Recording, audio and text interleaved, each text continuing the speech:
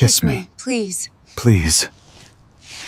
The words tore from Mia's throat as blood dripped from her split lip onto the stranger's leather cotton. The scarred biker with Iron Wolves MC on his back didn't ask questions. He cupped her face like she was something sacred, and when his mouth claimed hers, every person in that bar stopped breathing. Behind her, Victor Castellanos, the husband she'd fled the monster who trafficked children, watched another man touch his property. His hand moved toward his gun. The biker broke the kiss, smiled, and whistled once. 15 iron wolves rose from the shadows. Victor had walked into a war he couldn't win. Before we continue, drop your city in the comments. Let's see how far this story travels. And if you want to know what happens next, make sure you're subscribed. This is just the beginning. The sandstorm had been raging for 6 hours when Mia Torres pushed through the door of the Rusty Anchor. Her hands wouldn't stop shaking. They hadn't stopped since she'd found those photographs 3 days ago. Children in cages shipping containers with her husband's company logo, faces too young to understand why they'd been stolen from everything they loved. She'd driven 9 hours straight. No stops. No sleep. Just the desperate need to put distance between herself and the man she'd married 4 years ago, the man whose true face she'd finally seen. The bar was crowded despite the weather. Truckers waiting out the storm. Local ranch hands nursing beers. A group of bikers scattered across several tables, their leather cuts marking them as Iron Wolves MC. Mia moved toward the bar, keeping her head down. Her lip throbbed where Victor's ring had caught it when she'd confronted him about the photographs. "You weren't supposed to see that," he'd said almost apologetically right before his hand connected with her face. "Now I have to decide what to do with you." When she'd run while he was on the phone calling whoever helped him make problems disappear. "What can I get you?" The bartender was a weathered woman in her 60s, sharp eyes taking in Mia's split lip without comment. "Coffee, please. Just coffee." "Sure thing, honey." Mia wrapped her arms around herself, trying to stop the trembling.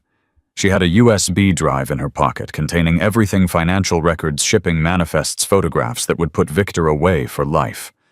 She just needed to get somewhere safe. Somewhere she could think. The front door opened again, letting in a blast of sand-filled wind. Mia's blood turned to ice. Victor Castellanos walked in like he owned the place. Because in his mind, he owned everywhere. Expensive suit, slightly rumpled from travel, silver hair, perfectly styled, despite the storm, that smile, that politician's smile that had fooled her for so long, spreading across his face as his eyes found her. 3 men flanked him, not his usual security. These were different, harder, military bearing. "There's my girl," Victor said loud enough for the whole bar to hear. "Sweetheart, you had us worried sick." Mia's legs went weak. How had he found her? She'd paid cash, avoided highways, left her phone in Denver. He started walking toward her, smooth and unhurried, a predator who knew his prey had nowhere to run. "Victor." Her voice came out cracked. "Don't." "Don't what? Worry about my wife when she disappears in the middle of the night." He spread his hands, performing for the crowd. "I've been driving for hours in this storm. The least you could do is let me explain." The bartender's eyes moved between them. "Everything okay here? Family matter," Victor said, that smile never wavering. "My wife's been under a lot of stress, hasn't been taking her medication." The lie was so smooth, so practiced, that Mia saw doubt creep into the bartender's expression. This was Victor's gift, making her seem crazy, making himself seem reasonable. "That's not true," Mia said, but her voice was too quiet, too shaky. She sounded exactly like the hysterical woman Victor was describing. He was close now, close enough that only she could hear his next words. You have something that belongs to me, Mia. Give it back, come home, and we can forget this whole embarrassing episode. His hand closed around her elbow, gentle but firm. Keep running, and I'll make sure you never stop looking over your shoulder. Your mother's address in Phoenix. Your sister's apartment in Seattle. I know where everyone you love sleeps at night. Tears burned in Mia's eyes. Not from fear, from rage. From the helplessness of knowing he could do exactly what he threatened. Now, Victor said, steering her toward the door, let's go home and talk about this like adults. His men moved to flank them. The other bar patrons looked away, unwilling to get involved in what appeared to be a domestic dispute. Mia's gaze swept the room in desperation and landed on him. He sat alone at the far end of the bar, a tumbler of whiskey in front of him, utterly still in a way that reminded her of a coiled snake. Weathered leather cut with Iron Wolves MC across the back. Scars mapping across his knuckles. A face that had seen violence and dealt it in equal measure. His eyes met hers, gray as storm clouds. Watching. Assessing. Victor, please, Mia said loud enough for the biker to hear. I don't want to go with you. What you want stopped mattering the moment you stole from me. Victor's grip tightened painfully on her arm. Walk. Now. The biker still hadn't moved. Hadn't looked away. In that moment, Mia made a choice, born of pure desperation. She tore free from Victor's grip and ran. Not toward the door, toward the scarred stranger at the bar. She grabbed his arm with both hands, feeling leather and solid muscle beneath. Please, she gasped. Kiss me. Make him think I'm yours. His expression didn't change. Those gray eyes studied her split lip, her tear-streaked face, the terror she couldn't hide. That's gonna cost you, sweetheart. Anything. Whatever you want. You don't even know what I'm asking. Victor was stalking toward them now, his careful composure cracking. Mia, what the hell are you doing? Get away from that. Are you ready? The biker asked, ignoring Victor completely. Mia didn't know what she was agreeing to, didn't care. Yes. His hand came up to cup her face, and she braced herself for roughness, for violence, dressed as protection. Instead, his touch was gentle, almost reverent, like she was something precious, something worth being careful with. When he kissed her, it wasn't the hard claiming possession she'd expected. It was slow, thorough, the kind of kiss that made promises. And Mia, who hadn't felt safe in 4 years, found herself kissing him back. The bar had gone silent. Get your hands off my wife, said Victor's voice was ice. The biker broke the kiss slowly, keeping one arm wrapped around Mia's waist as he turned to face her husband. Your wife. He had a voice like gravel and honey, rough, but somehow warm. Funny. She doesn't kiss like a married woman. Victor's face twisted. I don't know who you think you are. Name's Cole. Most people call me Reaper. The biker's smile didn't reach his eyes. And you must be the man who put that mark on her face. That's none of your business. See, here's the thing. Cole Reaper pulled Mia closer against his side. She asked for my help. That makes it my business. And in my experience, men who hit women tend to have real short lifespans when the wrong people find out. Victor's security detail had spread out hands, moving toward concealed weapons. Cole whistled. Sharp. Piercing. Throughout the bar, bikers rose from their tables. 15 men, all wearing the same leather cuts, all moving into position with military precision. They'd been there the whole time. Scattered. Invisible. Waiting.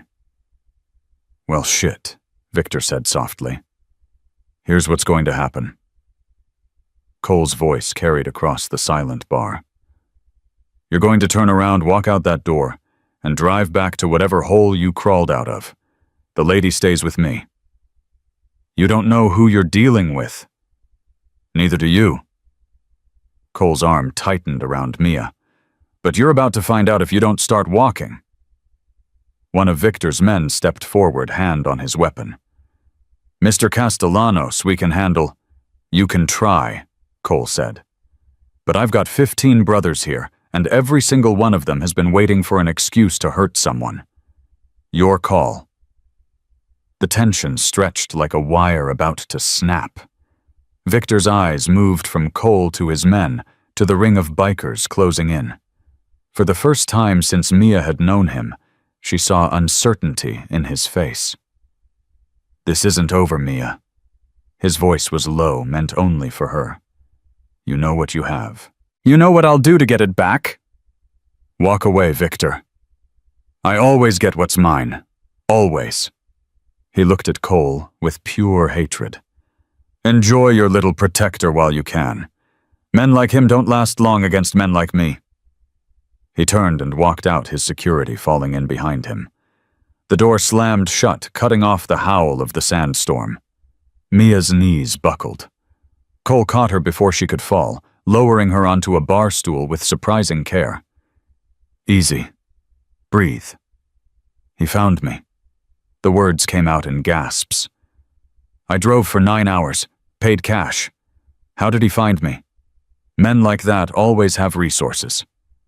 Cole nodded to the bartender, who slid a glass of water across the bar.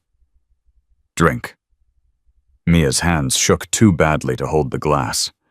Cole wrapped his fingers around hers, steadying them, guiding the water to her lips. Why did you help me? She asked when she could speak again. You asked? Strangers don't help strangers. Not like that. Something flickered in those gray eyes. Something that looked almost like pain. Maybe I'm not the stranger you think I am. Before she could ask what that meant, a woman approached. Older, maybe mid-50s, with silver-streaked dark hair and the bearing of someone who'd seen combat. Cole. Her voice carried quiet authority. You want to tell me why we just went to DEF CON, one over a woman none of us know? Elena, meet Mia. Mia, this is Elena Martinez. She runs things when I'm not being stupid. Elena's sharp eyes took in Mia's split lip, her trembling hands. Who was that man? Her ex-husband, Victor Castellanos. Elena went very still. The casino developer. You know him? Mia asked. I know of him. The FBI's been trying to build a case against him for years. Elena's expression hardened. What did you do to make him chase you across 3 states? Mia hesitated. She'd trusted one man tonight and it had saved her life. But trust had also gotten her married to a monster. I found something, she said finally. Evidence of what he really does. Which is, he traffics children. The silence that followed was absolute. Cole's hand tightened on hers. Say that again. His construction company, the casino projects across 4 states, he uses them as fronts to move children. Mia's voice cracked. I found photographs, shipping manifests, financial records connecting him to buyers overseas. And you have proof of this. Mia reached into her pocket and pulled out the USB drive. Small, innocuous, worth her life. Everything. Enough to put him away forever. Elena looked at Cole. Some unspoken communication passed between them. We need to get her to the compound, Elena said. Now, before he comes back with reinforcements. Already on it. Cole helped Mia to her feet. Can you ride... What? Motorcycle.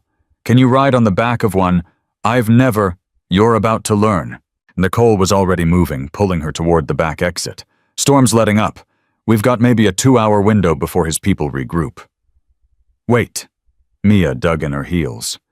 Why are you doing this? You don't know me. You have no reason to... My daughter was 8 years old when she was taken. Cole's voice was flat, emotionless. The voice of someone who'd learned to lock away pain so deep it would destroy them otherwise. That was 4 years ago. I never found her, never got justice, never got answers. Mia's heart clenched. Cole, if what you have can stop even one monster like the one who took my little girl, then keeping you safe isn't a choice. It's the only thing that matters. He pulled her toward the door. Now move. We've got work to do. The ride to the Iron Wolves compound took 40 minutes over back roads that barely qualified as paths. Mia clung to Cole's back face, pressed against his leather cut, trying not to think about how far she'd fall if she lost her grip. But beneath the fear, something else was growing, something that felt dangerously like hope. When they finally stopped, her legs almost gave out as she dismounted.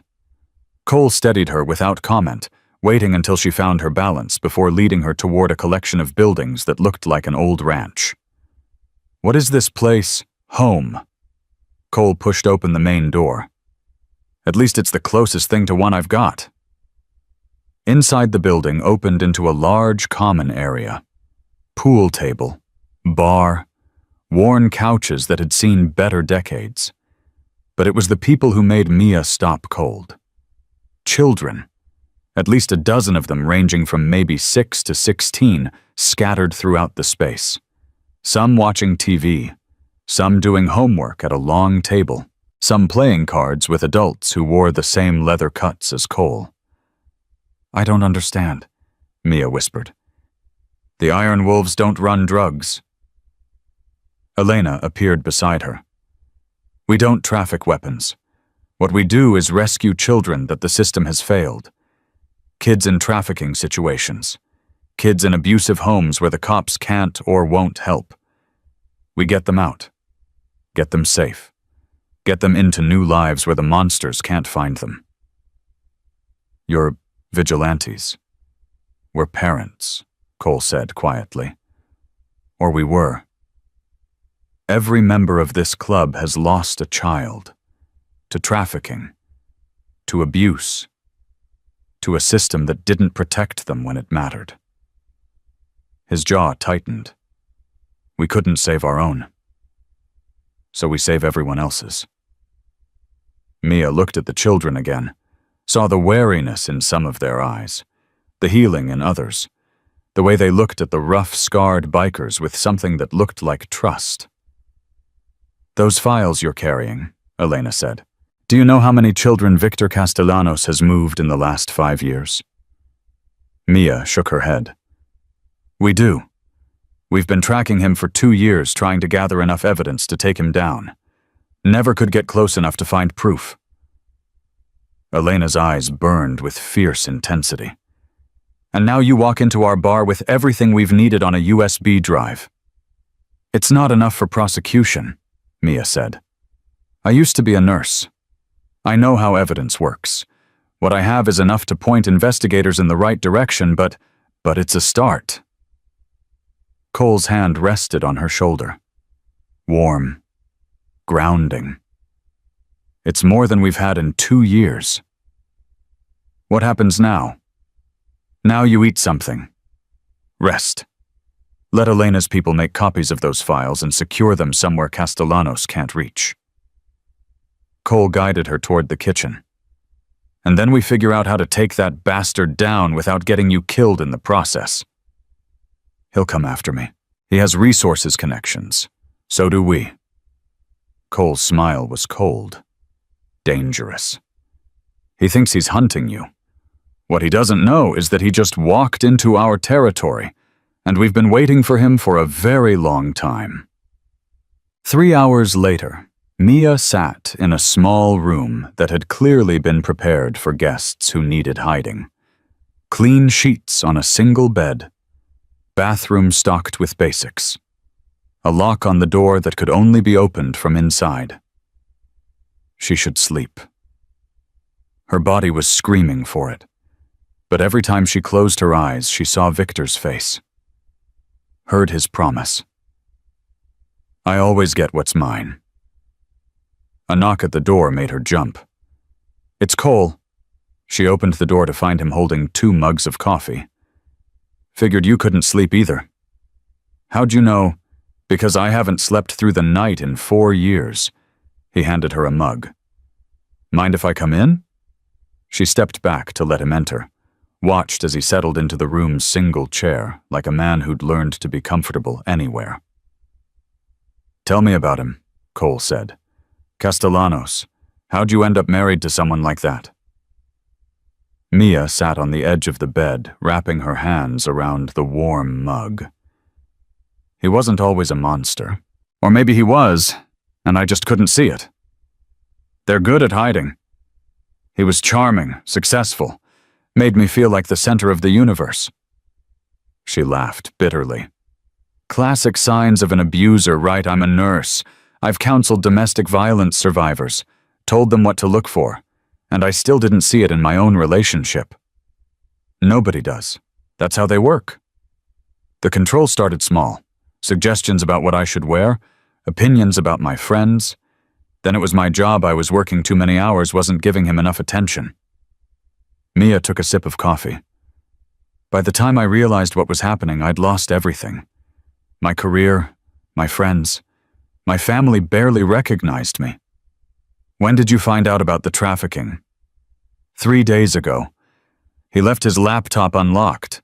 I wasn't even snooping. I needed to check something for a charity event he was organizing. Her voice went hollow. The photographs were in a folder labeled Inventory, Children Cole. They were labeled by number, by age, by... She couldn't finish. "You don't have to... by price." The words came out raw. He was selling them like merchandise, and I'd been sleeping next to him for 4 years, hosting his dinner parties, smiling for photographs while he... The mug slipped from her fingers. Cole caught it before it could spill, setting it aside before crouching in front of her. "Look at me, Mia." She did. His gray eyes were steady, certain. "What he did, what he is, that's not on you. You didn't know. I should have seen something, should have questioned why he had so much cash, why certain people made him nervous. Monsters are good at looking human.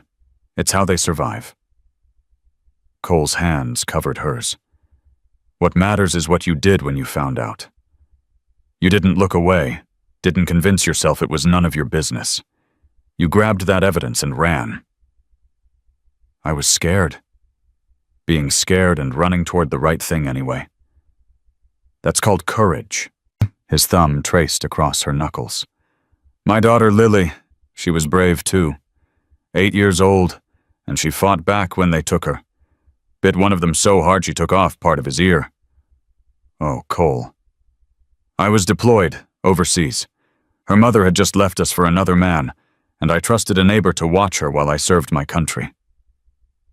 His voice remained steady, but Mia could see the cost of that control in the tightness around his eyes. "They grabbed her from the backyard. Broad daylight. Gone before anyone knew anything was wrong. Did they ever find who? The neighbor, her boyfriend. They were part of a ring."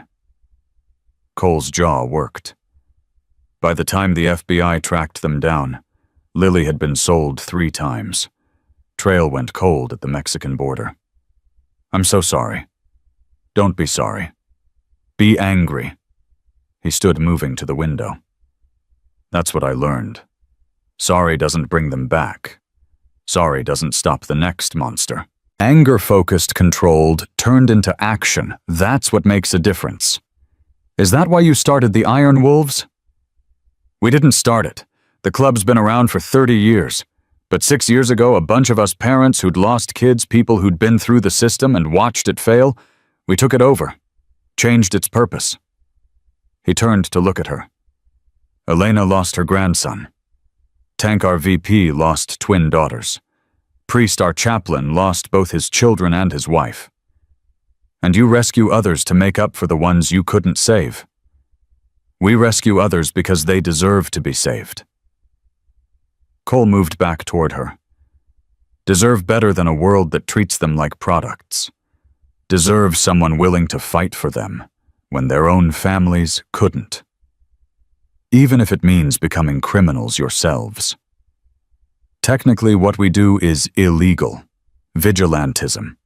Kidnapping kids from their legal guardians, even when those guardians are abusers. Breaking and entering. Assault. Cole shrugged. We've got 3 lawyers on retainer and a network of judges who look the other way because they know the system is broken. How many what? Children. How many have you saved? 237. The number came without hesitation. In 6 years. Some we got to foster families. Some we reunited with parents who'd had them stolen. Some are still here waiting for us to find them somewhere safe.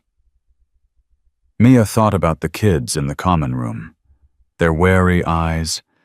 Their careful trust.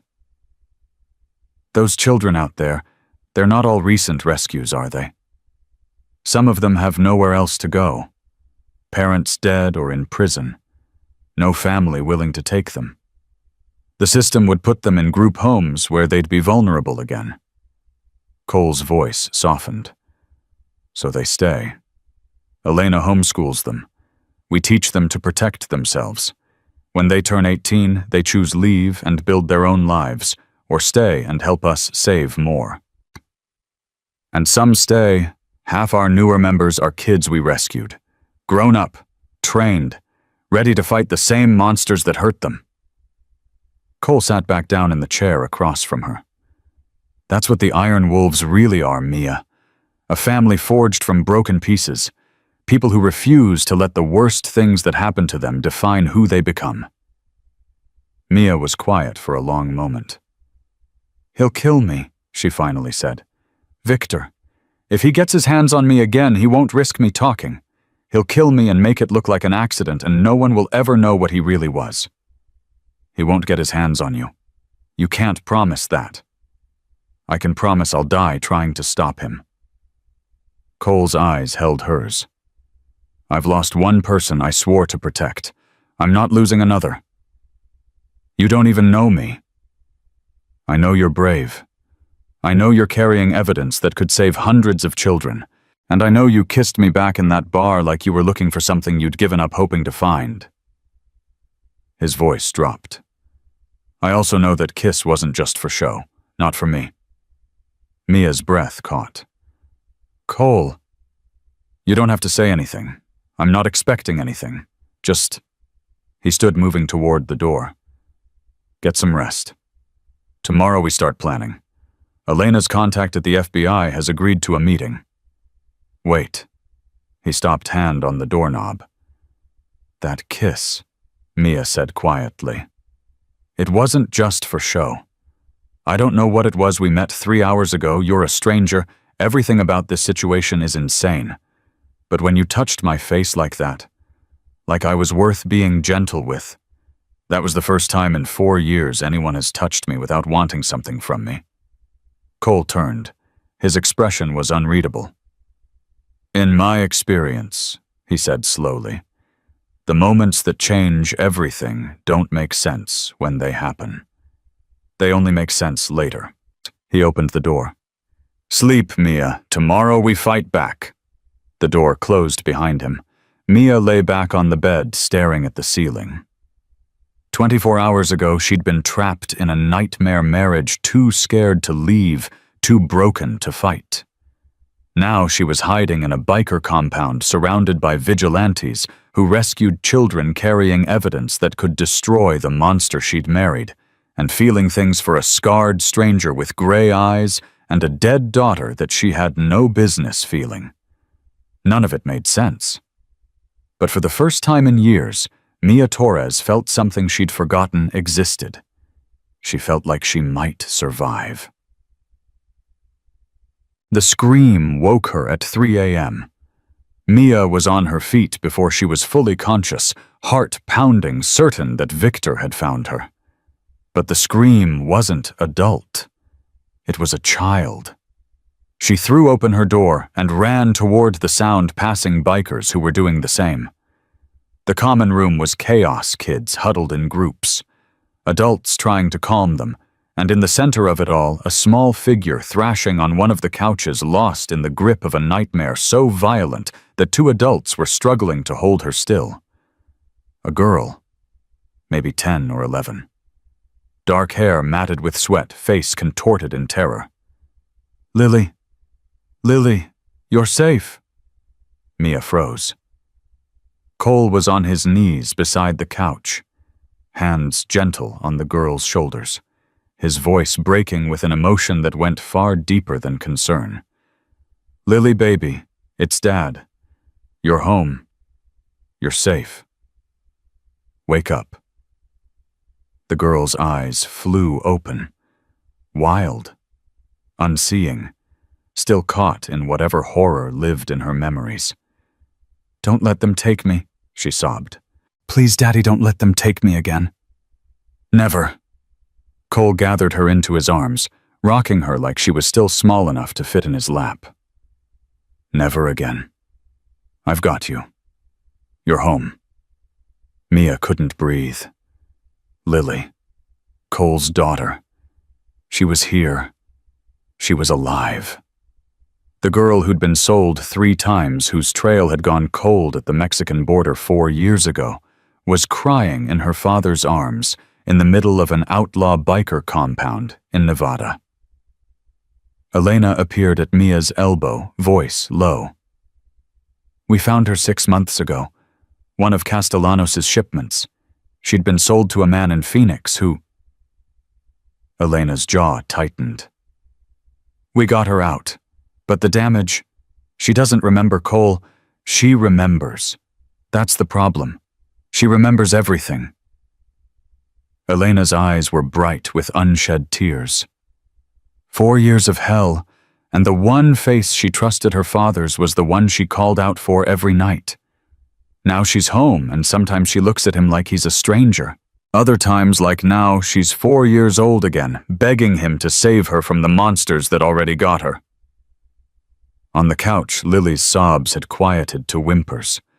Cole held her close, murmuring words too soft to hear his own face wet with tears he didn't bother to hide.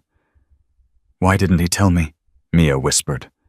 "Because he can't talk about it. Can barely look at her some days without breaking apart." Elena guided Mia away from the scene. Finding Lily changed everything for him. Before he was focused, driven. Now he's terrified. Of failing her again, of losing her again. Elena stopped in the hallway, turning to face Mia directly. "When you came into that bar with your evidence, you gave him something he hasn't had since we brought Lily home. Purpose. A way to destroy the man responsible for what happened to her.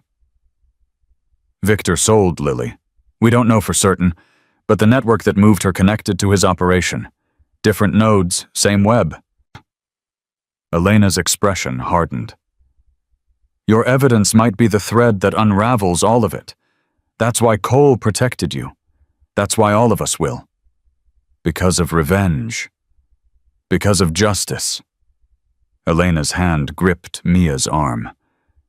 "And because you looked at a room full of outlaws tonight and saw a family. Most people can't see past the leather and the reputation. You did." Before Mia could respond, footsteps approached. Cole, his face composed again.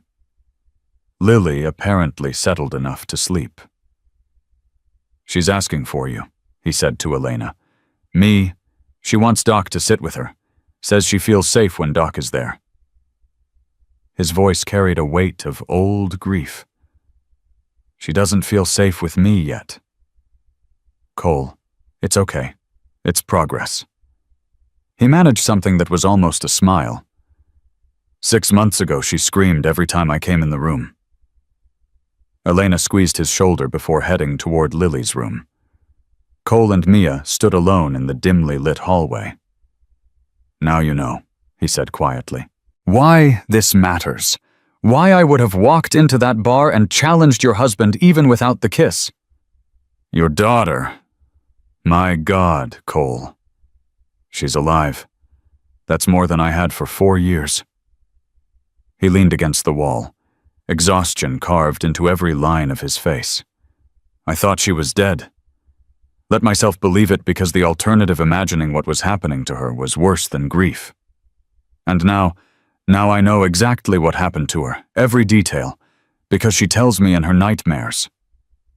His voice broke. My little girl who used to climb into my lap and ask me to read her stories about princesses now screams about things that would make hardened criminals flinch. Mia stepped closer. Cole, look at me. He did. Those gray eyes, so guarded with everyone else, were raw and open now. You found her. Against impossible odds, you found her and brought her home. That matters. Does it because most days I feel like I failed her in ways that can never be fixed. She's here. She's safe. And she called out for you when she was scared. Mia reached up to touch his face, mirroring his gesture from the bar. That's not failure. That's the beginning of healing. For a long moment, neither of them moved. Then Cole's hand came up to cover hers, pressing her palm against his cheek.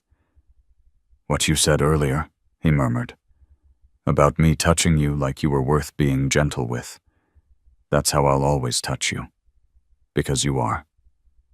We've known each other less than 12 hours. I know. His smile was small, but real.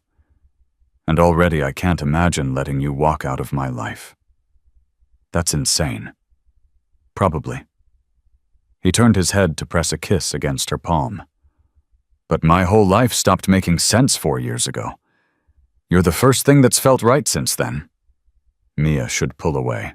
Should remind him that they were strangers, that she was in danger, that emotional attachments formed under extreme circumstances rarely survived normal life.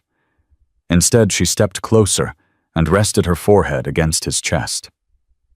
His arms came around her, holding her like she was something precious, like she was worth protecting.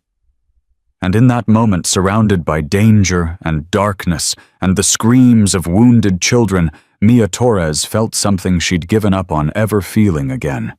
She felt like she might finally be home. The moment shattered at dawn, when Tank burst through the compound's front door, blood streaming from a gash above his eye. They hit the garage, he gasped. Burned it to the ground. Marcos is in the hospital. Cole released Mia and was moving before Tank finished speaking. How bad? 3rd-degree burns on 40% of his body, and they left a message. Tank's voice cracked. Carved it into his chest while he was still conscious. Elena emerged from Lily's room, face pale. What did it say? Give her back. Every eye in the compound turned to Mia. She felt the weight of those stares like physical pressure. These people had taken her in, protected her, and now one of their own was fighting for his life because of it. I should go. The words came out before she could stop them. If I'd turn myself in. No.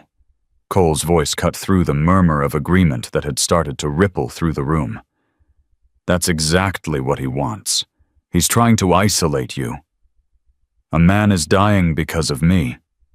A man is dying because Victor Castellanos is a monster. That's not on you. Cole turned to face the gathered club members. This is what he does. Applies pressure until people break. We don't break. Easy for you to say. A younger member stepped forward. Mia remembered seeing him at the bar, lean, hungry-looking, barely out of his teens.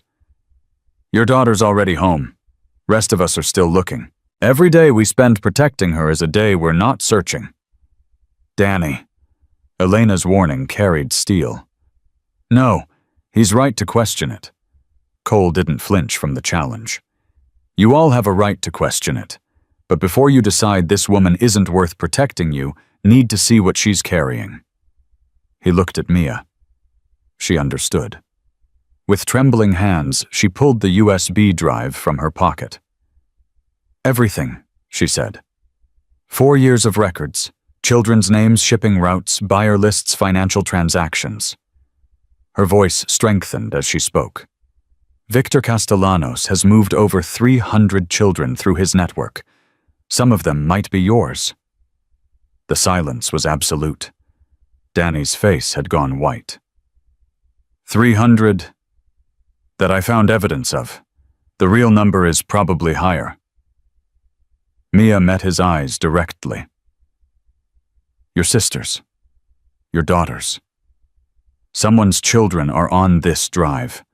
Someone's prayers might finally get answered if we can get this to the right people. Elena stepped forward and took the drive. I'll have our tech people make copies, distribute them to secure locations. Even if Victor gets to the original, we'll have backups he can't touch. And in the meantime, Tank demanded, we just wait for him to pick us off one by one. In the meantime, we hit back. Cole's expression had shifted into something Mia hadn't seen before. Cold, calculating, dangerous. Victor thinks he's hunting us. Time to show him what it feels like to be prey. The next 6 hours became a blur of activity. Club members dispersed to secure locations, check on family members, arm themselves for a war that had already started. Mia found herself in Elena's makeshift office, watching the older woman coordinate movements like a general directing troops. You've done this before, Mia said. More times than I want to remember. Elena didn't look up from her phone. The Iron Wolves have made enemies over the years. Traffickers. Corrupt cops. Men like your ex-husband who think money makes them untouchable. Has anyone ever been untouchable? Everyone bleeds. Elena finally met her eyes. The question is whether you're willing to make them. A commotion at the front of the compound drew their attention. Mia followed Elena to find Cole confronting a group of strangers, men in dark suits with the unmistakable bearing of law enforcement. We have a warrant for Mia Chen Castellanos.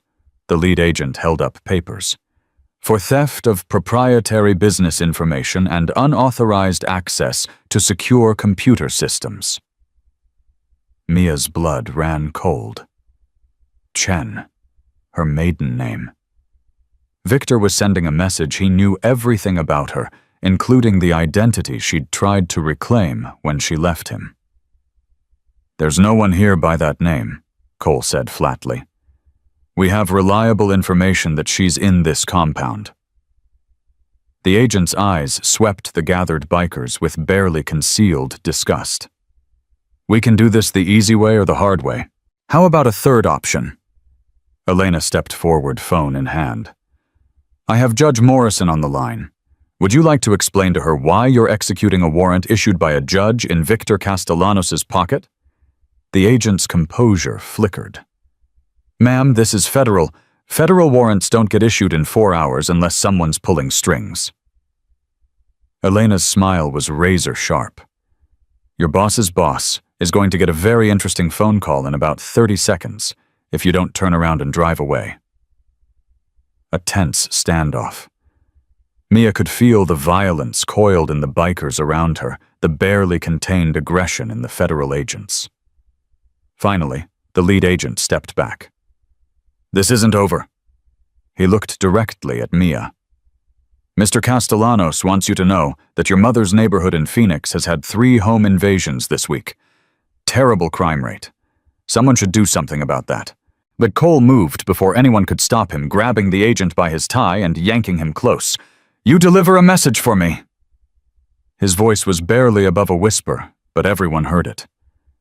Tell Victor Castellanos that if anything happens to anyone this woman loves, I will personally make sure he lives long enough to watch everything he's built burn to ashes. And then I'll start on him. He released the agent with a shove that sent the man stumbling. The agents retreated. But Mia knew it was just the beginning. My mother. Her voice shook. Cole, I have to warn her. Already done. Elena held up her phone. I have people on the way to Phoenix. They'll relocate her somewhere safe. She won't understand. She still thinks Victor is a good man. She blamed me for the divorce. She'll understand when we explain what her son-in-law really does for a living. Cole's hand found hers. Nobody you love is going to get hurt because of this, I promise. You can't promise that. Watch me. That night, the club gathered for church, their formal meeting to discuss club business. Mia wasn't allowed inside, but she could hear the raised voices through the closed doors. She's not one of us. That was Danny again, his young voice sharp with fear disguised as anger. We've lost the garage. Marcos might not make it. The feds are circling, all for some woman who walked in 3 days ago. That woman has evidence that could take down the biggest trafficking network on the West Coast. Cole's voice was steady. Everything we've been fighting for, she's carrying it in her pocket. And what happens when Castellanos decides to stop playing nice when he starts killing us, instead of just burning our buildings? Then we kill him first. Silence. You're talking about murder. An older voice, priest, the club chaplain. Taking a life isn't something we can undo, son. I'm talking about justice, the same justice we've dealt to every monster who hurt our children. When Cole's voice hardened. Victor Castellanos is responsible for hundreds of stolen lives. My daughter's nightmare is because of men in his network, and now we have a chance to end him legally permanently in a way that frees every child still trapped in his operation. Are we really going to walk away from that because the cost is getting too high? Easy for you to say. Danny again. You've got your daughter back. What about the rest of us? That's exactly why we have to see this through. A new voice, as female, fierce. Danny, I know you're scared. We all are. But those files contain names, addresses, buyer lists. What if your sister is on one of those lists? What if we're 3 days away from finding her, and we give up now?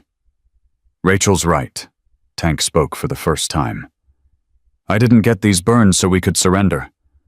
Marcos didn't almost die, so we could quit. We vote. That's how we do things. Mia pressed her back against the wall, heart pounding. Her fate was being decided by people who'd known her less than a week. The door opened. Elena emerged. The vote passed, she said. You stay, but there are conditions. Anything. You work. You contribute. You're not a passenger, you're crew. Elena's eyes were hard, but not unkind. And when the time comes to take Victor down, you're part of the operation. No hiding, no waiting for others to fight your battles. I understand. Do you? Elena stepped closer. This isn't a movie, Mia.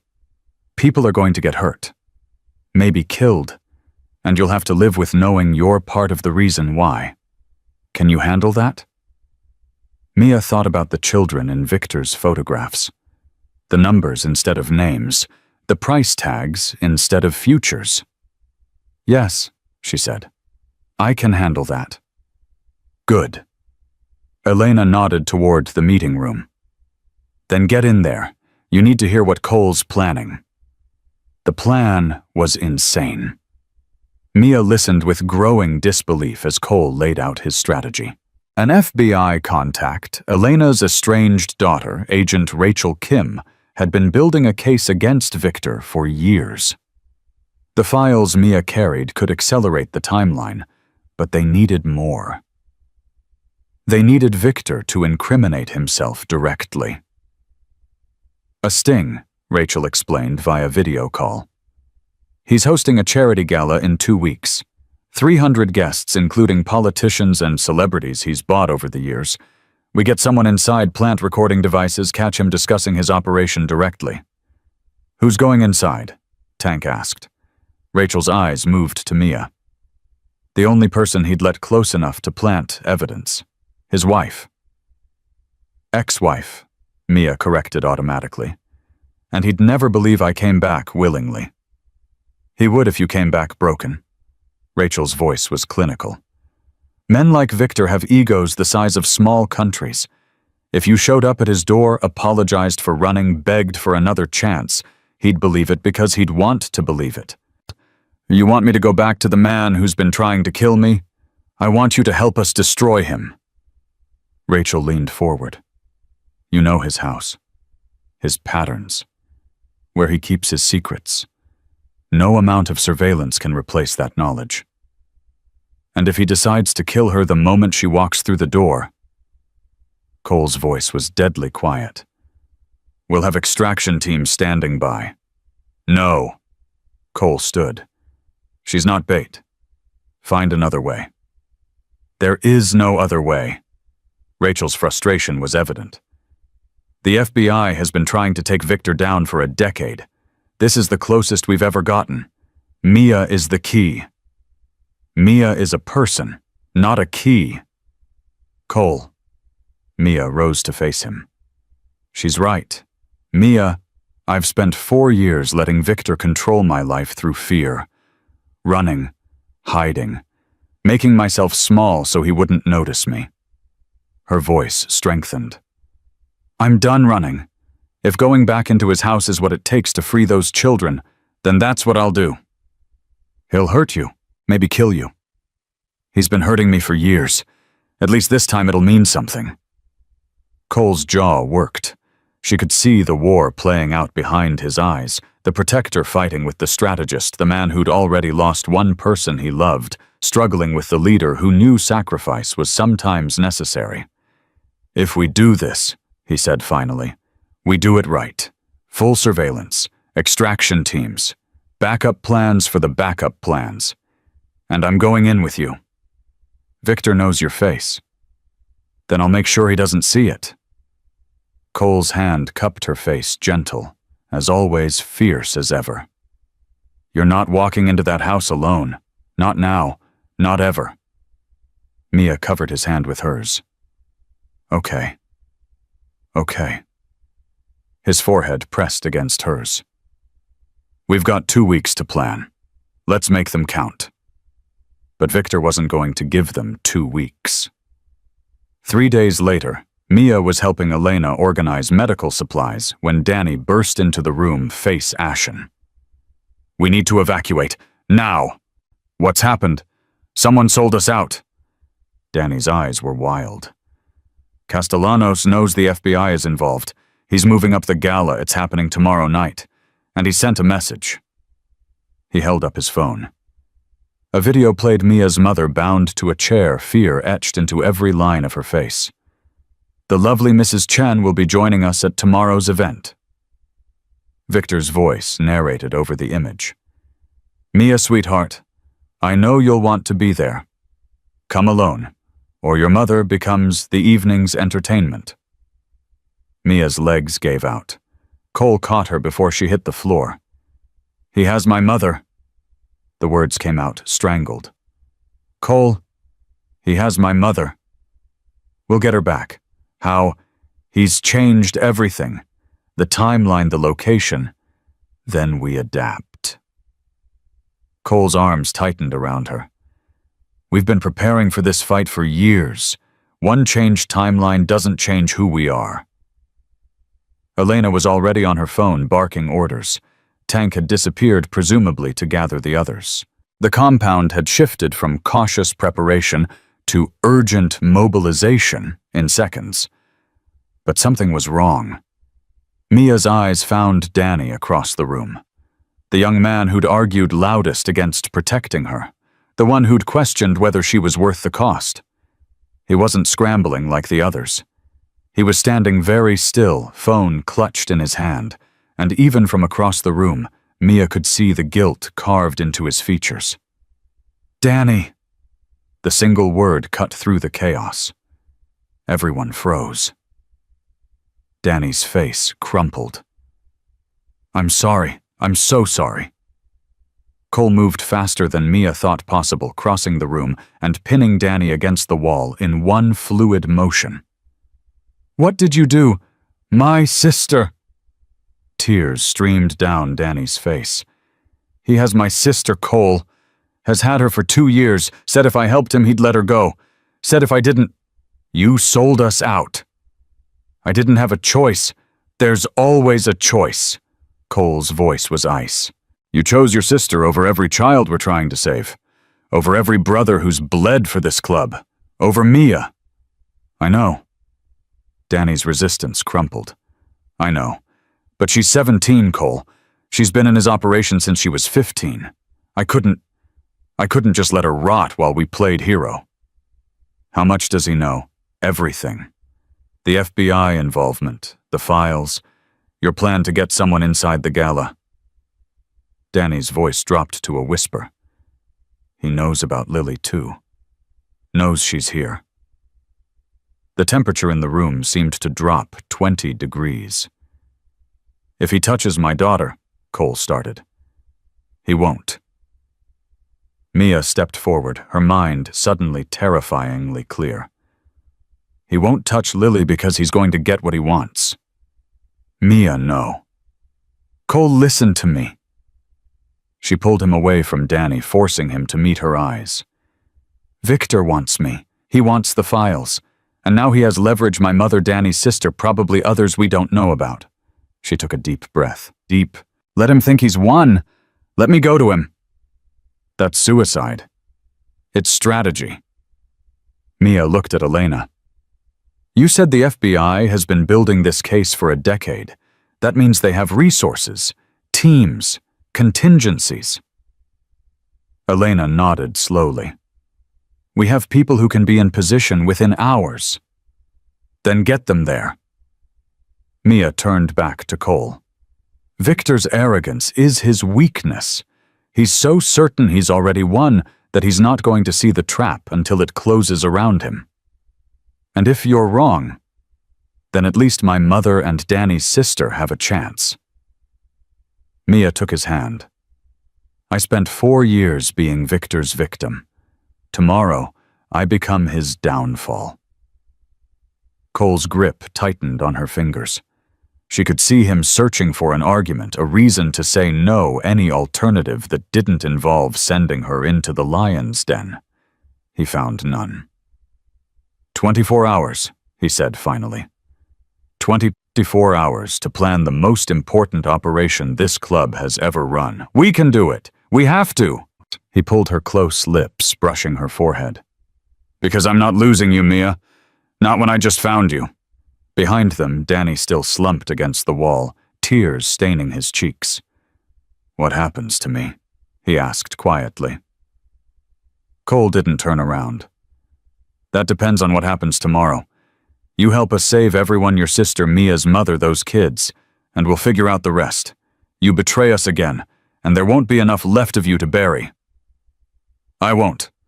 I swear, Cole, I won't. Save it. Cole's voice carried exhaustion and anger in equal measure. Right now you're going to tell us everything. Every conversation you had with Victor's people, every piece of information you gave them, every vulnerability they might try to exploit. Danny nodded frantically. Everything. I'll tell you everything.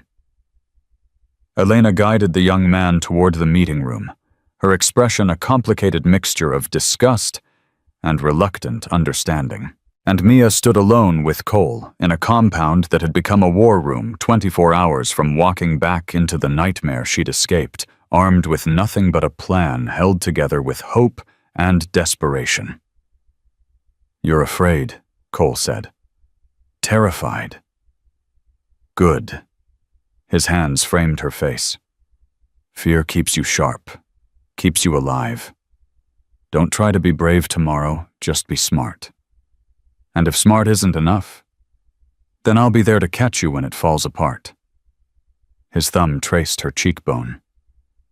I meant what I said, Mia. You're not alone anymore. Whatever happens tomorrow, you're not facing it alone. She rose on her toes and kissed him, not desperate like the bar, not gentle like the hallway. This kiss was a promise, fierce and certain and unbreakable. Neither are you, she whispered against his lips. Somewhere in the compound, a child's voice called out Lily, asking for her father. Cole's eyes closed for just a moment. The weight of everything he stood to lose pressed visibly against his shoulders. Then he straightened. Let's go plan a war. 24 hours became 18 when Rachel called with news that turned their blood cold. He's moved the hostages. Her voice crackled through the speakerphone. Your mother, Danny's sister, and 3 others we didn't know about. All transferred to his main estate in Henderson. All confirmed alive for now. 3 others. Mia's voice was hollow. Family members of FBI agents working the Castellanos case. He's been collecting leverage for months. Rachel paused. Mia, he's not playing games anymore. This is endgame. Cole's fist slammed into the table. How the hell did he know about our FBI contacts? We have a leak.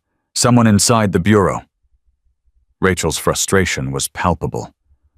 I don't know who, don't know how deep it goes. All I know is that every move we've planned, Victor's been 2 steps ahead. Then we stopped planning. Mia stood her fear crystallizing into something harder. We stopped giving him moves to anticipate. What are you suggesting? I walk in tonight, before he expects me, before he has time to prepare whatever trap he's setting for tomorrow. That's suicide. It's the only thing he won't see coming. Mia looked at Cole. You said his arrogance is his weakness. Use it. Let me show up broken, desperate, begging for my mother's life. He won't be able to resist gloating. And while he's gloating, you do what you do best. Her jaw tightened. You take everything from him. The argument that followed lasted 2 hours. Elena thought it was reckless. Tank thought it was genius. Priest prayed over all of them, while Rachel coordinated FBI assets via encrypted channels. Through it all, Danny sat in the corner feeding them every detail he knew about Victor's security, his routines, his blind spots. The young man's guilt had transformed into desperate determination he would earn back his brotherhood, or die trying. The East Wing. Danny's finger traced the blueprint Rachel had secured. That's where he keeps them, the ones he hasn't sold yet. There's a hidden entrance through the wine cellar. How do you know that? Because that's where my sister was. Danny's voice cracked. He let me see her. Once. To prove she was still alive. To keep me compliant. Cole studied the blueprint. If we hit the East Wing while Mia keeps Victor distracted, you'll need more than distraction. Rachel interrupted. His security is military grade, ex-Blackwater contractors. You're looking at 30 armed professionals who won't hesitate to kill. Then we bring more than 30. Cole, this isn't a movie. You can't just... We've got 27 Iron Wolves ready to ride. Elena's network can provide another 15. That's 42 people against 30. Cole's eyes were cold. Eyes. We've faced worse odds. With FBI support, with or without it. Rachel was silent for a long moment. Then she sighed. I can't officially sanction this. If it goes wrong, I'll deny any involvement. Understood. But unofficially, she leaned closer to the camera. I've been chasing this monster for 6 years, watching him destroy lives while hiding behind lawyers and politicians. If you can take him down, really take him down, I'll provide whatever intel you need. Then start talking. The plan came together in fragments. Mia would approach Victor alone, wearing a wire so sophisticated it would pass any security sweep. She would play the broken wife, desperate to save her mother, willing to trade herself for the people she loved. Meanwhile, Cole would lead a team through Danny's secret entrance. Their mission: locate the hostages, secure the children, and plant evidence that not even Victor's army of lawyers could explain away. It was insane. It was desperate. It was their only shot. I need to see Lily before we go. Cole's voice was rough. Need to tell her. Tell her you'll be back. Mia caught his arm. Don't say goodbye. Not yet. What if I don't come back? Then I'll tell her myself. But you're going to come back, Cole. You're going to come back because that little girl has already lost you once, and the universe doesn't get to be that cruel twice. He pulled her close. The universe doesn't give a damn about fair. Then we make our own fair. She pressed her palm against his chest, feeling his heartbeat. We take those kids out of that house. We save my mother. We destroy Victor Castellanos. And then we come home. You make it sound simple. Simple and easy aren't the same thing. She managed a small smile. Simple is knowing what we have to do. Easy is never part of it. Lily was in the kitchen when they found her helping one of the older children make sandwiches. She looked up as Cole entered, and something in her face shifted that complicated mixture of love and wariness that broke his heart every time he saw it. Hey, sweetheart. You're leaving. It wasn't a question. For a little while, there's something I have to do. Something dangerous. Cole crouched to her level. Something important. Some kids need help, and I'm one of the only people who can help them. Like you helped me. Exactly like that. Lily was quiet for a moment. Then she reached out and touched the scar on his cheek, a thin white line from a fight years before she was taken. You got this one trying to save me. Her voice was barely a whisper. The neighbors told me, you fought 3 men by yourself when you came home and found me gone. I would have fought 100. I know. Tears gathered in her eyes. That's why I couldn't hate you, even when I was scared. Even when I forgot what your face looked like. I knew you were looking for me. Every single day. Promise me you'll come back. Her small hand gripped his. Promise me, Daddy. Cole's throat tightened. It was the first time she'd called him that since coming home. The first time she'd asked for a promise instead of flinching away from commitment. I promise. And promise me you'll keep Mia safe. Cole glanced at Mia, who stood in the doorway, tears streaming silently down her cheeks. I promise that too. Lily nodded, satisfied. Then she threw her arms around his neck with a ferocity that nearly knocked him over. I love you, she whispered. I never stopped, not even when it hurt too much to remember. I love you too, baby girl. Cole held her tight, breathing in the scent of her hair, memorizing the weight of her in his arms. More than anything in this world. When he finally let go, Mia was there to take his hand. Together they walked out of the kitchen, leaving Elena to watch over the children, leaving behind everything they had to fight for. The ride to Henderson took 2 hours. Mia went in a separate vehicle, a borrowed sedan that looked like a desperate woman's last resort. Cole and his team followed at a distance, communicating through earpieces that Rachel's people had provided. Radio check. Cole's voice was steady in Mia's ear. I hear you. The moment anything goes wrong, you say the word sanctuary. We breach immediately. Understood. Mia, he paused. Whatever happens in there, whatever you have to do to survive, don't lose yourself. Don't let him make you into someone you're not. I won't. And for what it's worth, his voice dropped lower. I love you. I know it's too fast, too crazy, too everything wrong with timing, but I love you, and I needed you to know that before you walked into that house. Mia closed her eyes. I love you too. Come get me when it's over. Count on it. The connection went silent. Victor's estate loomed ahead, a monument to wealth built on suffering. Guards at the gate, cameras everywhere, a fortress designed to keep the world out and secrets in. Mia pulled up to the gate and rolled down her window. I'm here to see Victor Castellanos. Tell him his wife wants to come home. The guard studied her with cold eyes. Wait here. 5 minutes passed. 10. Mia's heart hammered so hard she was certain they could hear it. Then the gate opened. Mr. Castellanos will see you. Follow the drive to the main entrance. Any deviation and you will be shot. Understood. The drive felt endless. Every shadow held a threat.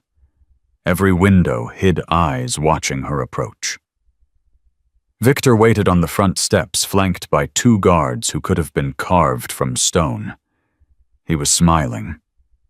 That same charming, terrifying smile that had fooled her for 4 years. Mia. He spread his arms as she stepped out of the car. I knew you'd come. Where's my mother? Straight to business. I always admired that about you. He gestured for the guards to search her. Though I have to say I'm disappointed. I expected more of a fight. You expected me to let you kill my mother. I expected you to try something clever. The guards finished their search, finding nothing.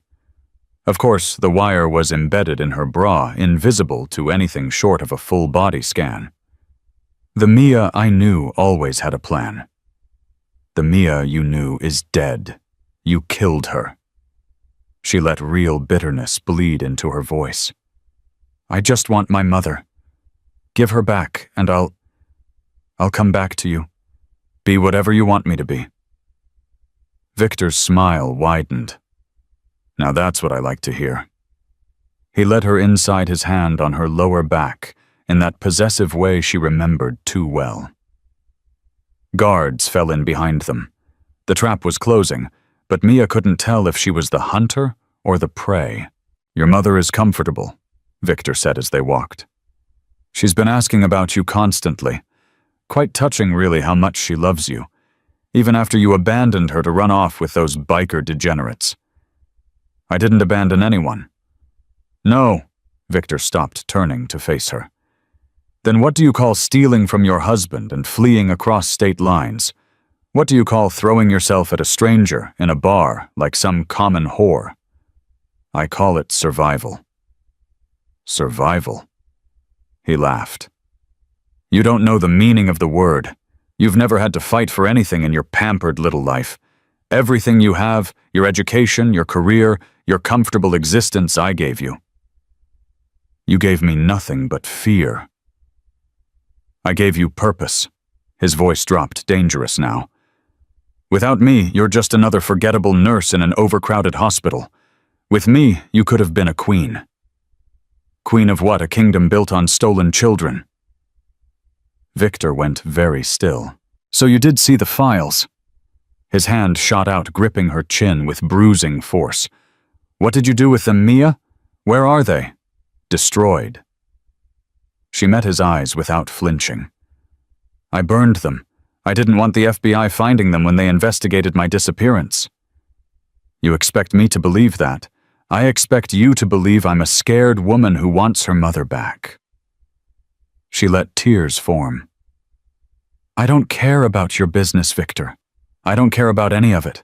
I just want to take my mom somewhere safe and disappear. You'll never see either of us again. He studied her for a long moment. His grip on her chin loosened slightly. You know what I think. His thumb traced her lip, lingering on the scar his ring had left.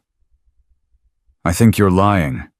I think those files are with your biker friends and you're here to buy them time.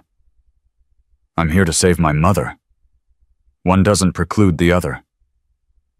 Victor released her, stepping back. But here's the thing, sweetheart. I don't actually need the files. I have lawyers and judges and politicians who make problems disappear. What I need is to make an example. An example of what happens to women who think they can walk away from me. His smile returned, colder than ever.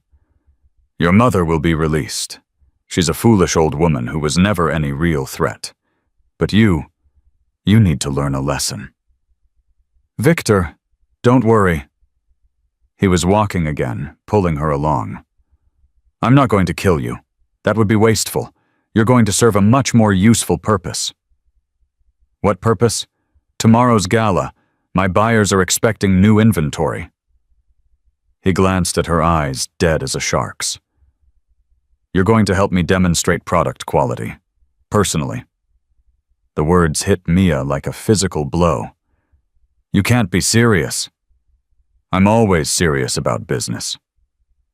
Victor stopped at a door flanked by 2 guards. Welcome to the East Wing, Mia. Your new home. The door opened onto a hallway lined with more doors. Behind each one, Mia knew was a child waiting to be sold. A life waiting to be destroyed. I want to see my mother first. Of course. That can be arranged. Victor nodded to a guard. Bring Mrs. Chen to the processing room. Let her say goodbye to her daughter. Goodbye. What did you think I'd let you have a touching reunion? Victor's laugh was ice. Your mother gets to see what happens to women who betray me. Then she gets sent home with a warning never to speak to anyone about what she witnessed. Shame and silence, my two favorite methods of control. You're a monster. I'm a businessman. He shrugged. The market wants what the market wants. I simply provide supply for demand. They're children. Their product. His hand found her shoulder, squeezing hard enough to hurt.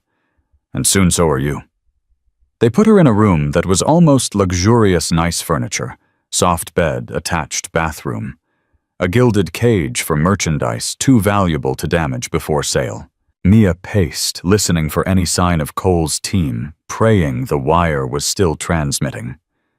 10 minutes later, the door opened. Her mother stood in the doorway, older than Mia remembered, smaller, somehow, eyes red from crying. Mia, Mom. They fell into each other's arms, and for just a moment Mia forgot everything else, the mission, the danger, the children counting on her to hold it together. I'm so sorry, her mother whispered. I didn't know. I didn't understand what he was. It's okay, Mom. It's not your fault. He's been telling me things. Terrible things. Her mother pulled back, fear stark in her eyes. Mia, what's going to happen to us? Everything's going to be fine. Mia held her mother's face. I need you to trust me. Can you do that? I trust you. Good. Because in a few hours people are coming. Friends. They're going to get you out of here. When they do, you need to go with them. Don't ask questions. Don't look back. Just go. What about you? I'll be right behind you. Mia. I promise, Mom. She pulled her mother close. I promise. The explosion came 90 minutes later. Mia felt the building shake, heard screaming and gunfire erupt somewhere in the East Wing. She threw herself over her mother as plaster rained from the ceiling. Stay down. What's happening? Cavalry's here. Somewhere outside the door, guards shouted into radios. Running footsteps. More gunfire. Then a voice in Mia's ear, crackling but clear. We're in. East Wing is ours. Coming to you now. Relief flooded through her. Copy. Copy what? Her mother's eyes were wild. Help. Mia pulled her toward the bathroom. Stay here. Lock the door. Don't open it for anyone except me, or a man named Cole. I'm not leaving you. Mom, please. Mia gripped her shoulders. For once in your life, just trust me. Her mother's resistance crumbled. She retreated into the bathroom, locking the door behind her. Mia turned to face whatever was coming through the bedroom door. It wasn't Cole. Victor stood in the doorway, his perfectly tailored suit splattered with blood, a gun in his hand, and murder in his eyes. You, he said quietly. You did this. Victor, I should have known. He stepped into the room, kicking the door shut behind him. The broken wife routine, the desperate tears. You always were a terrible actress, Mia. I just wanted to believe you so badly. It's over, Victor. The FBI is here. Your operation is finished. My operation can be rebuilt. Supply chains are flexible. Politicians are viable. He raised the gun. But you are a loose end. Killing me won't save you. Maybe not, but it will make me feel better. His finger tightened on the trigger. The door behind him exploded inward. Cole came through like a force of nature, tackling Victor before the gun could fire. They crashed into the furniture, struggling for the weapon, two men fighting with the desperate savagery of those who have nothing left to lose. The gun went off. Both men went still. Mia's scream caught in her throat. Then Cole rolled away, blood streaming from a graze along his temple, but alive. Victor lay beneath him, the gun now in Cole's hand. "Give me a reason." Cole's voice was barely human. "Give me one reason not to end you right here." Victor laughed. Blood bubbled at his lips. The bullet had gone through his shoulder, not his chest. "You won't. You're one of those tiresome men with a code. A murderer with morals. You sold my daughter." Victor's laughter died. "What? Lily Hawkins, 8 years old, taken from a backyard in Arizona 4 years ago. Sold through your network." Cole pressed the gun against Victor's forehead. "She's home now. She has nightmares every night about what your people did to her, and you're telling me I won't kill you?" "Cole." Mia's voice cut through the rage. "Cole, look at me." He didn't move. "If you kill him, he wins. He becomes a martyr. His lawyers spin it as a home invasion gone wrong. The evidence gets buried. The children we came to save become bargaining chips in a legal battle that lasts years." She stepped closer. "But if he stands trial, if the world sees what he really is, then everyone knows. Every buyer, every politician, every person who ever smiled in a photo with him. They all burn together." Cole's hand trembled. The gun remained pressed against Victor's head. "Please." Mia touched his shoulder. "Let justice be better than revenge." For a long, terrible moment, Mia thought he would pull the trigger anyway. Then Cole lowered the gun. "You're going to prison," he said to Victor. "You're going to spend the rest of your miserable life surrounded by men who know exactly what you did to children.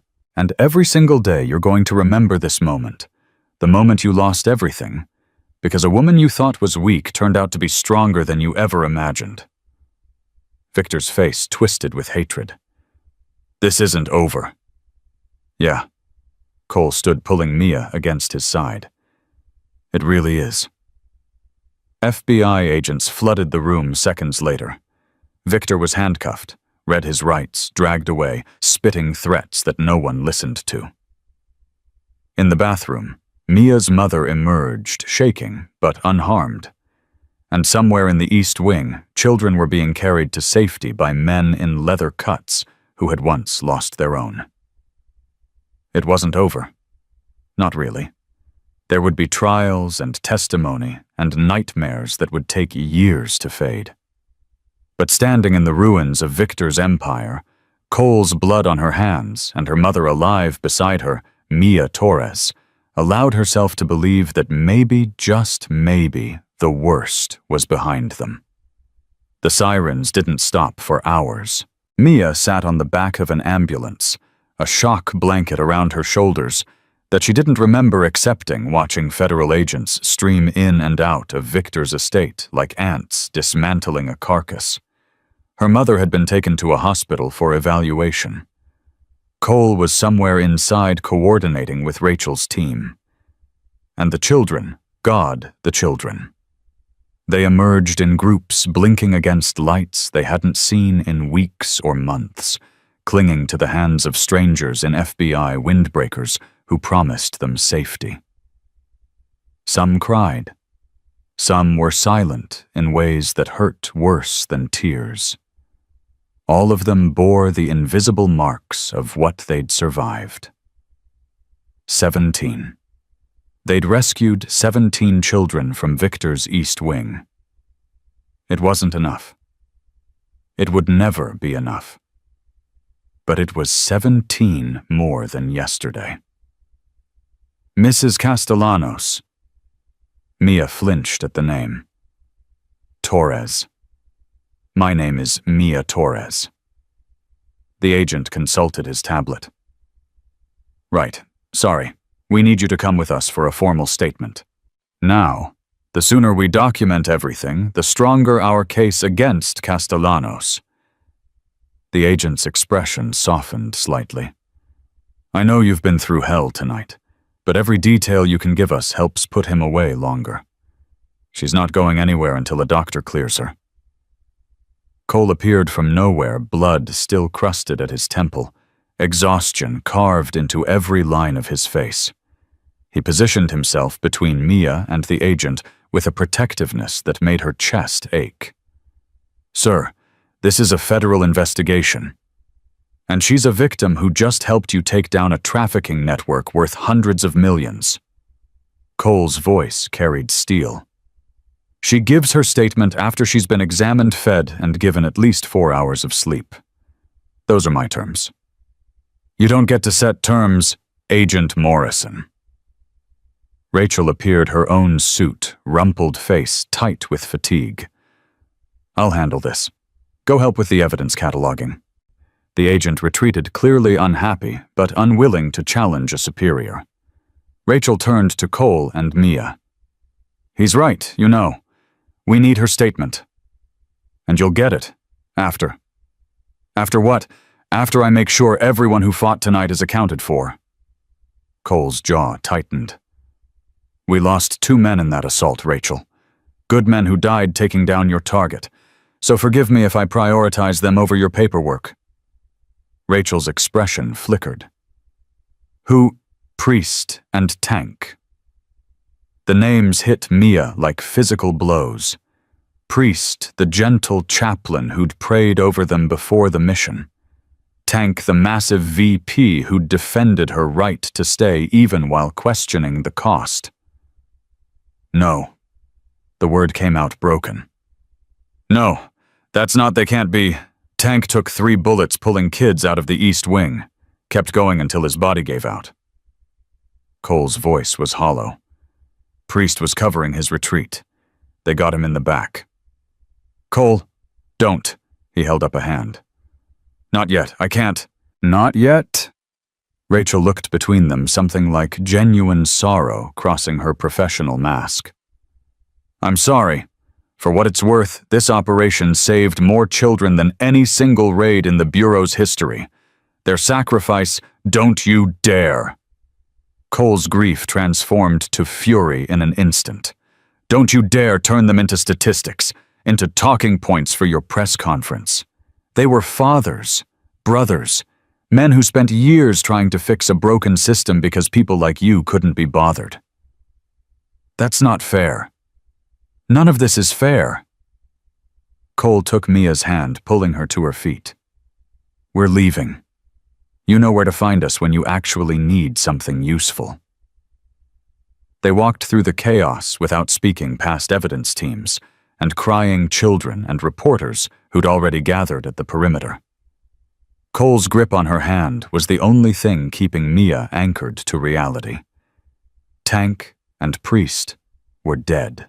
Men she'd barely known had died saving children from the monster she'd married. "It's not your fault." Cole's voice cut through her spiral. "How did you? Because I know you.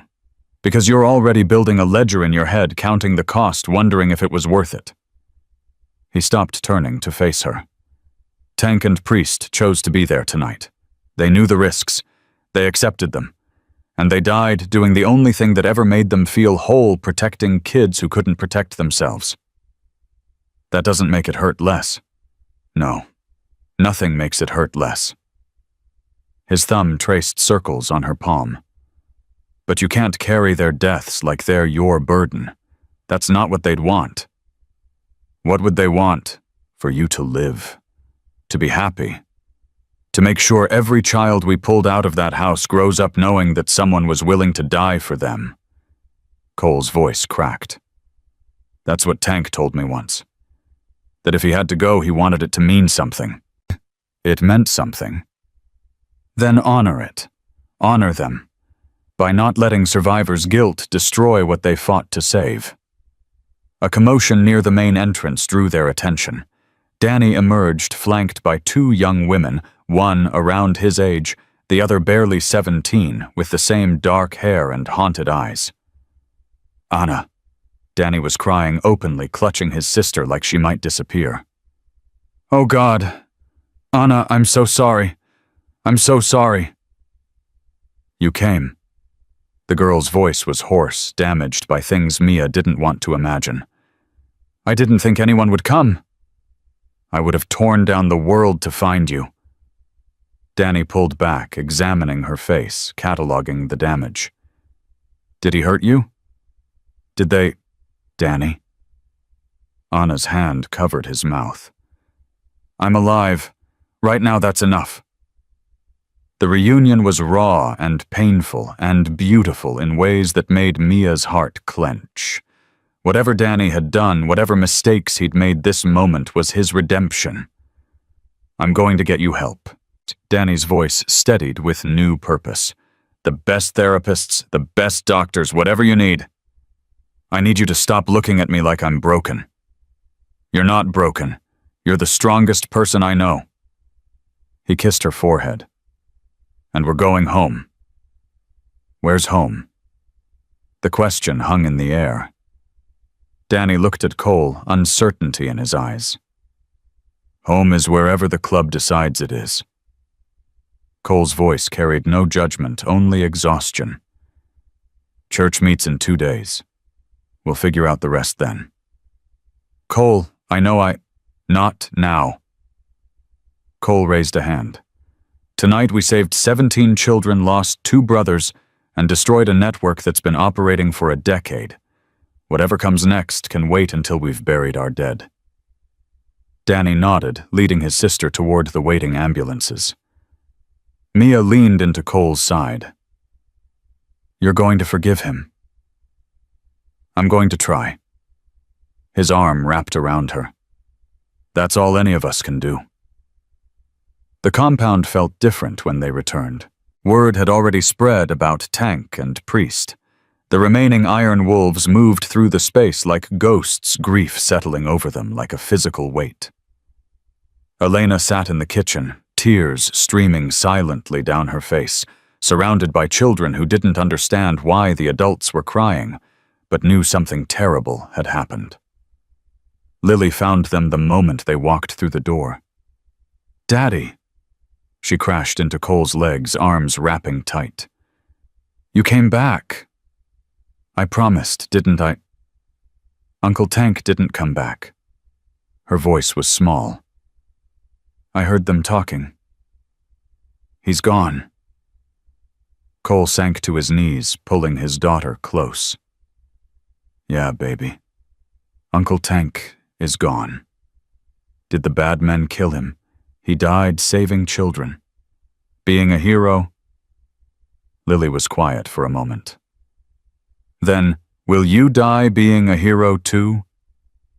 The question cut deeper than any bullet could. Mia watched Cole struggle for an answer, saw the war between honesty and comfort playing across his face. "I'm going to do everything I can to stay with you."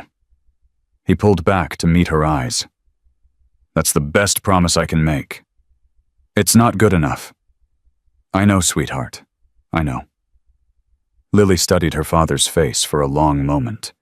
Then she looked at Mia. "Will you help keep him safe?" Mia crouched beside them. "I'll try." "You have to do better than try." Lily's voice carried wisdom far beyond her years. "Trying isn't enough. Not for me. Not anymore." "Then I promise." Mia took the girl's hand. "I promise to do everything in my power to keep your dad safe. And I promise to keep you safe too." "And yourself? What do you mean? You have to keep yourself safe too." Lily's eyes were ancient in their young face. "Because if you get hurt, Dad will do something stupid. And if Dad does something stupid, I lose everyone again." The insight was devastating in its accuracy. "You're right." Mia nodded slowly. "I promise to keep myself safe. All 3 of us. Together." Lily seemed satisfied.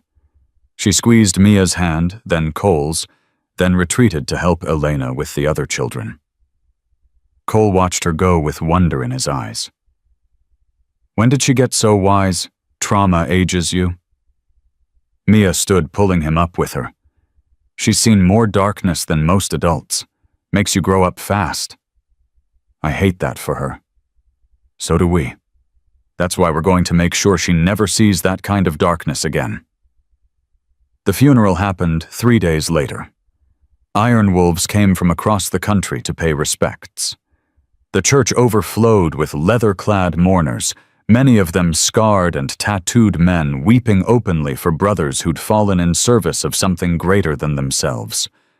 Elena delivered the eulogy for Priest, how he'd found faith after losing his children, how he'd dedicated his life to protecting others because he couldn't protect his own, how his last words had been a prayer for the children they were saving. Cole spoke for Tank. Thomas "Tank" Rodriguez was the first person who believed in what we could become. His voice carried steady over the silent crowd. When I came to this club broken and angry, ready to burn the world down for taking my daughter, he was the one who showed me there was another way. A harder way. A better way. He paused, collecting himself. Tank believed that rage was a tool, not a destination. That vengeance was empty, but justice could build something lasting. He taught me that the children we saved weren't just numbers, they were lives that might one day save others. A chain of healing stretching forward into a future we'd never see. Mia sat in the front row holding Lily's hand, watching the man she loved say goodbye to someone who'd helped make him who he was. He died pulling a 7-year-old boy from a room where he'd been kept for 3 months. Cole's voice finally cracked. His last words were, "Get them out." Not prayers, not goodbyes. Just the mission. Always the mission. He looked at the photo displayed beside the closed casket. Tank's face grinned back, captured in a moment of rare joy. So that's what we're going to do, brother. We're going to get them out. Every child we can reach. Every family we can reunite. Every monster we can stop. Cole's jaw tightened. You showed us the way. Now we walk it without you. The silence that followed was sacred. After the service, Mia found Cole standing alone behind the church, staring at nothing. Hey. You did good in there. Tank would have been proud. Tank would have told me to stop being dramatic and get back to work. Cole almost smiled. He hated funerals, said they were for the living, not the dead. Maybe that's true. Maybe. He turned to face her. Rachel called. Victor's preliminary hearing is tomorrow. They want you there. I know. You don't have to go. Yes, I do. Mia stepped closer. I need to see him in chains. Need to watch him realize that everything he built is gone. That the woman he tried to break is the one who destroyed him. That's not like you. Maybe the old me. She met his eyes. But I'm not her anymore. You taught me that strength isn't about being soft. It's about being hard enough to survive and soft enough to still care about why you're surviving. I didn't teach you that. You figured it out yourself. With help. She took his hand. We should go back. Lily's waiting. They walked together through the cemetery past headstones that marked lives ended too soon toward a future neither of them had expected, but both were learning to embrace. The hearing was exactly what Mia needed. Victor Castellanos, stripped of his expensive suits and political armor, shuffled into the courtroom in an orange jumpsuit. The man who'd controlled every aspect of her life for 4 years could barely control his own movements in handcuffs and shackles. He saw her immediately, his eyes narrowed hatred burning with an intensity that might have terrified her once. Now it just felt small. The defendant is charged with 47 counts of human trafficking, 18 counts of kidnapping, 12 counts of child endangerment, and 3 counts of murder in the first degree. The judge's voice was clinical. How does the defendant plead not guilty? Victor's attorney spoke quickly. My client maintains that these charges are politically motivated and save it for trial, counselor. The judge cut him off. Bail. The prosecution requests remand without bail. The defendant has substantial financial resources and international connections. He represents an extreme flight risk. Your Honor, my client is a respected businessman. Your client ran a child trafficking ring that operated across 4 states. The judge's gaze was ice. Bail is denied. Defendant is remanded to federal custody pending trial. Victor's composure finally cracked. This is absurd. Do you have any idea who I am, who my friends are?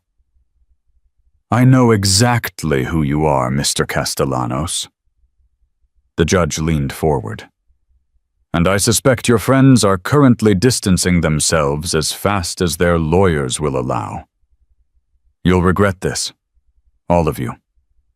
Victor's eyes found Mia in the gallery. Especially you.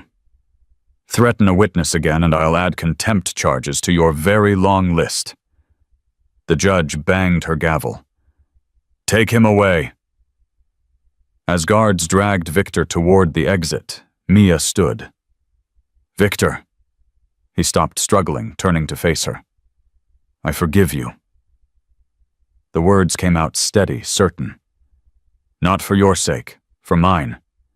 I'm not going to carry you with me anymore. You think forgiveness makes you strong. He laughed bitterly. It makes you weak. It makes me free. Mia smiled. Goodbye, Victor. Enjoy prison. She turned and walked out of the courtroom without looking back. Cole was waiting outside Lily beside him. How do you feel? He asked. Like I can finally breathe. The days that followed brought a rhythm Mia hadn't experienced in years. She helped Elena with the children at the compound. She gave statements to federal prosecutors. She visited her mother in Phoenix, beginning the slow process of rebuilding a relationship damaged by years of Victor's manipulation. And every night she fell asleep in Cole's arms, in a small room that had somehow become more home than any mansion Victor had ever provided. I've been thinking, Cole said one evening, tracing patterns on her shoulder as they lay in bed. Dangerous activity. About what comes next. After the trial. After everything settles. Mia propped herself up to look at him. What are you thinking? Elena wants me to take over for Tank, lead the club's operations. That's a big responsibility. Yeah. He was quiet for a moment. But it's also a chance to do more. Save more kids. Build something that outlasts all of us. What about Lily? That's the thing. He sat up, facing her fully. She needs stability. A real home. A normal life, or as close to normal as she can get after everything she's been through. And you can't give her that if you're running the Iron Wolves. I can't give her that if I'm running the Iron Wolves alone. He took her hand. But maybe with help. Mia's heart stuttered. What are you asking? I'm asking if you'd consider staying. Not just for now. For real. Cole's gray eyes held hers. I'm asking if you'd consider building a life with us. With me and Lily. Being part of something that matters. Cole, I know it's fast. I know we met under circumstances that don't exactly predict healthy relationships. And I know you have your own life, your own career, your own everything waiting for you back in Denver. He squeezed her fingers. But I also know that I love you. And Lily loves you. And for the first time in 4 years, I can imagine a future that doesn't hurt to think about. Mia thought about her apartment in Denver, her job at the hospital, the life she'd built on her own terms after escaping Victor's shadow. None of it called to her anymore. Yes. The word came out as a whisper. Yes, yes, I'll stay. Yes, I'll build a life with you and Lily. Yes, I want to be part of something that matters. Tears spilled down her cheeks. Yes to all of it. Cole pulled her close, kissing her with the kind of fierce tenderness that still made her breath catch. When they finally pulled apart, Mia was laughing through her tears. What? Nothing. She shook her head. I'm just thinking about how this started. Me begging a stranger to kiss me in a bar. And now you're agreeing to spend your life with that stranger. Cole smiled. Funny how things work out. Terrifying, actually. Best kind of terrifying. She kissed him again, slower this time, a promise that had nothing to do with desperation, and everything to do with choice. Outside the Nevada night stretched endless and dark. But inside the walls of the Iron Wolves compound, surrounded by children learning to heal and warriors learning to hope, Mia Torres finally understood what she'd been running toward all along. Not safety, not escape. Family. 6 months changed everything and nothing. Mia stood in the kitchen of the small house Cole had purchased on the outskirts of Whitefish, Montana, watching snow fall through the window while coffee brewed. The ritual had become sacred measuring grounds with precise care, waiting for the kettle's whistle, savoring the first taste that marked another day in a life she was still learning to call her own. The house was modest. 2 bedrooms, a stone fireplace, windows facing mountains instead of city traffic. Nothing like the sprawling mansion where Victor had kept her caged in luxury. Every piece of furniture here had been chosen deliberately. Nothing carried forward from her previous existence except the strength she'd found and the memories that reminded her why survival mattered. You're up early.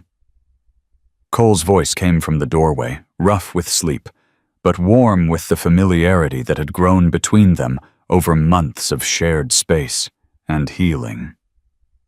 Couldn't sleep. Mia poured him coffee without asking if he wanted it. 6 months had taught them each other's rhythms. The trial starts tomorrow. I know. Rachel says my testimony could take 3 days, maybe 4 if Victor's lawyers try to break me down. They won't break you. Cole settled beside her at the table. You've already survived worse than anything they can throw at you in a courtroom. Have I? You married a monster and didn't let him destroy you. You ran when most women would have stayed. You trusted a stranger in a bar who could have been just as dangerous. His hand covered hers. Covered. And you helped take down the biggest trafficking network on the West Coast. Lawyers asking uncomfortable questions. That's nothing. Easy for you to say.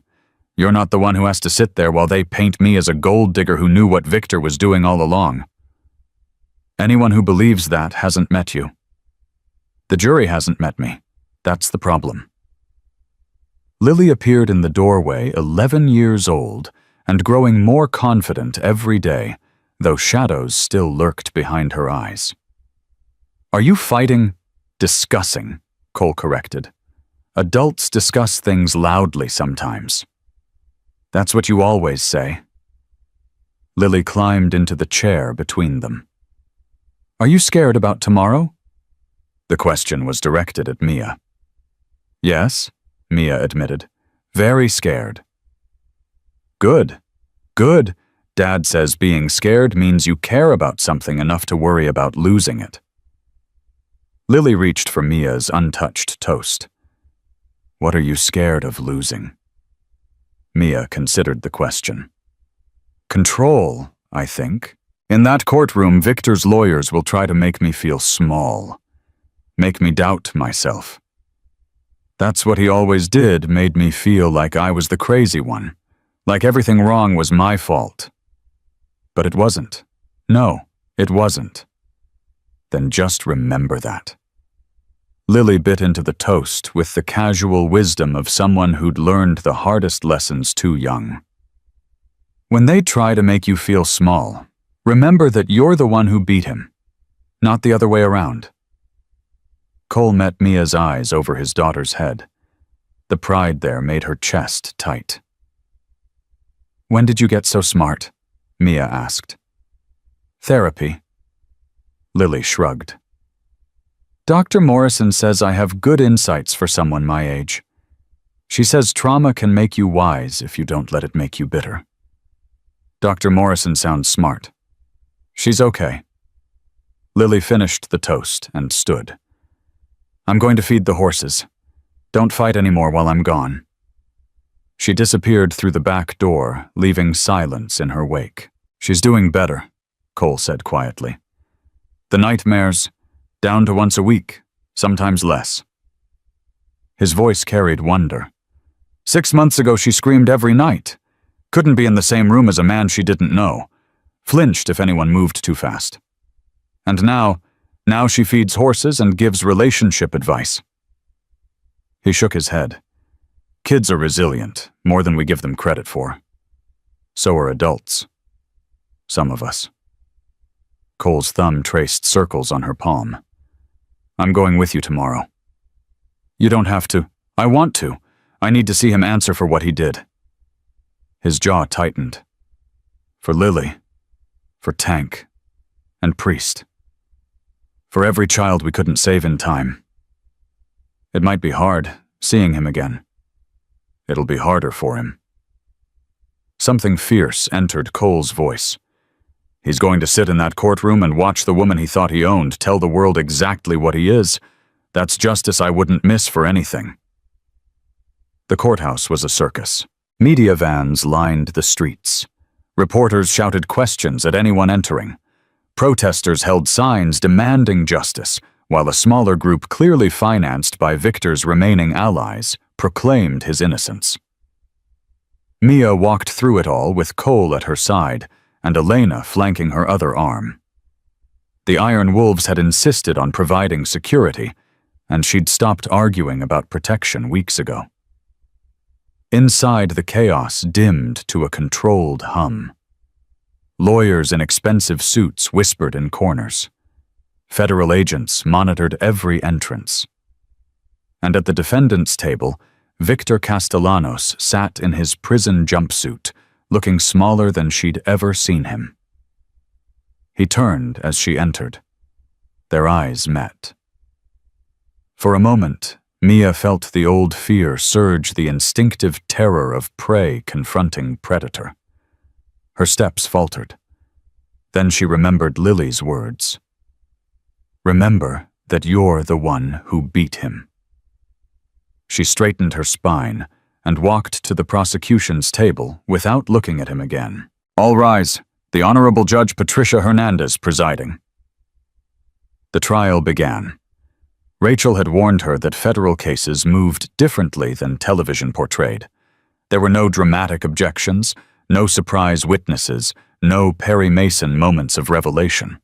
Instead, there were hours of methodical evidence presentation, witness after witness, laying bare the machinery of Victor's operation. Financial experts explained the money trails. Former employees granted immunity for testimony described the logistics of moving children across state lines. FBI agents detailed years of investigation, near misses, and the break that finally brought everything down. The break that had been Mia's USB drive. The prosecution calls Mia Torres. Her legs felt wooden as she approached the stand. The oath was a blur of words she barely heard herself repeating. Then she was seated facing a courtroom full of strangers who would decide whether her suffering had meaning. "Ms. Torres," the prosecutor's voice was kind but professional. "Can you describe your relationship with the defendant?" "We were married for 4 years." "And during that time, were you aware of his business activities?" "I knew he ran a construction company, casino developments mostly. He traveled frequently for work." Mia steadied her voice. "I didn't know what else he was doing, not until 3 days before I fled." "Can you tell the court what happened 3 days before you left?" The memory rose like bile.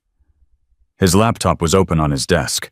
I needed to check something for a charity event he was hosting. When I touched the keyboard, a folder opened. Photographs. What kind of photographs? Children. The word came out cracked. Dozens of them. With numbers instead of names. With prices.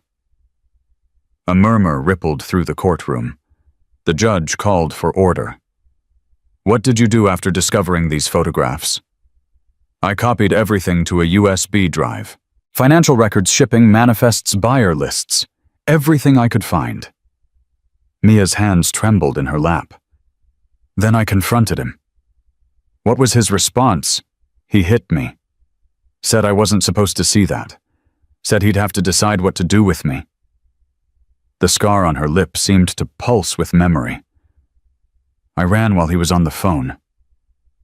And where did you go? Nowhere specific, just away. I drove for 9 hours before stopping at a bar in Nevada. Her eyes found Cole in the gallery. That's where I met the people who helped me survive. The cross-examination was brutal. Victor's attorney, a sharp-faced woman who probably charged more per hour than Mia had earned in a month, rose with predatory grace. Ms. Torres, you testified that you were unaware of your husband's activities. Yet you lived in his home, attended his events, benefited from his wealth. Are we to believe you noticed nothing unusual in 4 years of marriage? I noticed that he was controlling, that he isolated me from friends and family, that he made me feel like I was losing my mind. Mia met the attorney's gaze. I was too busy surviving my marriage to investigate his business. Yet when you finally did investigate, you claim to have found evidence hidden in plain sight on his laptop. Convenient, don't you think? There was nothing convenient about any of it. Isn't it true that you fled because you were afraid of being implicated? That you took those files not to expose trafficking, but to leverage them against your husband in a divorce settlement? No. Isn't it true that you sought out the Iron Wolves Motorcycle Club specifically because of their criminal connections, that you traded sexual favors for protection? Objection. The prosecutor was on her feet. Counsel is badgering the witness with unfounded accusations. Sustained. Move on, counselor. The attorney's smile was thin. Ms. Torres, you've painted yourself as an innocent victim, but the evidence shows a woman who knew exactly what her husband was doing and chose to look the other way for 4 years of luxury living. Isn't that the truth? Something shifted in Mia. The fear that had gripped her since entering the courtroom transformed into something colder, harder. The truth. She leaned forward. The truth is that I spent 4 years being told I was crazy when I questioned anything. That I was overreacting when I noticed inconsistencies, that I should be grateful for everything he provided instead of asking questions that made him uncomfortable. Ms. Torres. The truth is that abusers don't wear signs around their necks. They're charming and successful, and everyone thinks they're wonderful, and their victims spend years doubting their own perceptions because that's exactly what the abuser wants. I'm asking about the trafficking. I'm answering about the trafficking. Mia's voice rose. I didn't see it because I wasn't allowed to see anything he didn't want me to see. My phone was monitored. My emails were read. I couldn't leave the house without explaining where I was going and who I'd be with. That's not luxury living, that's imprisonment with better furniture. The courtroom was silent. The moment I found proof of what he really was, I ran. I didn't negotiate. I didn't leverage. I risked my life to get that evidence to people who could stop him. Mia's eyes locked with Victor's across the room. Because those children in those photographs could have been anyone's children, anyone's daughters, and I would rather die than let him sell one more child while I stayed silent. The attorney had no more questions. When Mia stepped down from the stand 3 days later, her legs barely carried her to the gallery. Cole was there to catch her, to guide her to a seat, to hold her, while the trembling finally stopped. You did it. His voice was rough with emotion. You destroyed him. The jury hasn't decided yet. They decided the moment you started talking. Elena appeared beside them. I've been watching trials for 30 years. That jury believed every word you said. What if it's not enough?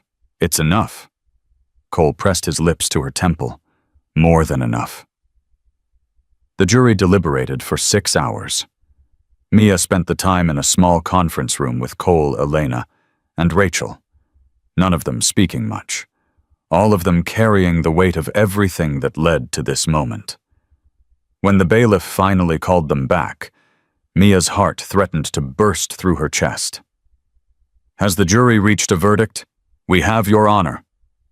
The foreperson stood a middle-aged woman with kind eyes who'd listened intently throughout the trial. On the charge of human trafficking in the first degree, how do you find guilty? The word echoed through the courtroom. Mia grabbed Cole's hand. On the charge of kidnapping in the first degree, guilty, and each count followed the same pattern. Guilty, guilty, guilty. 47 charges, 18 kidnappings, 12 counts of child endangerment. On the charge of murder in the first degree, guilty. Victor's composure finally shattered. He rose from his seat, shouting accusations at the jury, at the judge, at Mia. Guards wrestled him back down while his attorney attempted damage control that no one believed. Victor Castellanos, you have been found guilty on all charges. Sentencing will take place in 30 days. Judge Hernandez's gavel fell with finality. Court is adjourned. The courtroom erupted. Reporters rushed for exits to file their stories. Families of rescued children embraced each other. Federal agents congratulated prosecutors on a case that would reshape how trafficking networks were pursued for decades. And Mia stood frozen in the chaos, watching guards drag Victor toward a door he would never walk freely through again. He turned at the threshold. Their eyes met one final time. This isn't over, he mouthed. Mia smiled. Yes, it is. The doors closed behind him. Cole's arms wrapped around her from behind. How do you feel? I don't know yet. She leaned into his embrace. Ask me again in a year. I'll ask you every day until you figure it out. Elena appeared with Rachel, both women wearing expressions of fierce satisfaction. Sentencing guidelines suggest life without parole, Rachel said. Given the scope of his operation and the murder charges, he'll die in prison. What about his network? Dismantled. The evidence you provided led to 43 additional arrests across 4 states. We've identified over 200 children who were moved through his operation, most of them now recovered or located. Rachel's professional mask slipped slightly. You did that, Mia. Every child we found, every family we reunited that started with you being brave enough to run. It started with Tank and Priest being brave enough to fight. Mia's voice caught. They should be here for this. They are. Elena's hand found her shoulder. In every way that matters, they're here. The drive back to Montana took 2 days. They stopped in Nevada to visit the compound, now expanded to house more children than ever. Danny was there with his sister Anna, both of them working in the rescue operation that had saved them. The young man who'd betrayed the club out of desperation had earned his way back through months of tireless service. Church voted last week, he told Cole. Full patch. They made me a full member. You earned it. Did I? Danny's eyes were haunted in ways that might never fully heal. Sometimes I still see their faces. The kids who got moved while I was feeding Victor information. The ones we didn't save in time. Those faces don't go away. Cole's voice carried hard-won wisdom. But you can answer them. Every child you help save is an answer. Every family you reunite. Every monster you help take down. That's how you live with it. Is it enough? It has to be. Because the alternative is giving up, and giving up means they win. Danny nodded slowly. Then he did something unexpected. He hugged Cole with the desperate gratitude of a son embracing a father. "Thank you," he whispered, "for not giving up on me. Thank the woman who caught you on that phone." Cole pulled back. "She could have exposed you. Instead, she gave you a chance to make it right." Danny's eyes found Mia. "I know. I'll spend the rest of my life trying to deserve that chance." They reached Whitefish as the sun was setting, painting the mountains in shades of gold and rose that made Mia's chest ache with unexpected beauty. Lily was waiting on the porch, bouncing with barely contained energy. "Did you win? Did the bad man go to prison?" "He's going to prison for the rest of his life."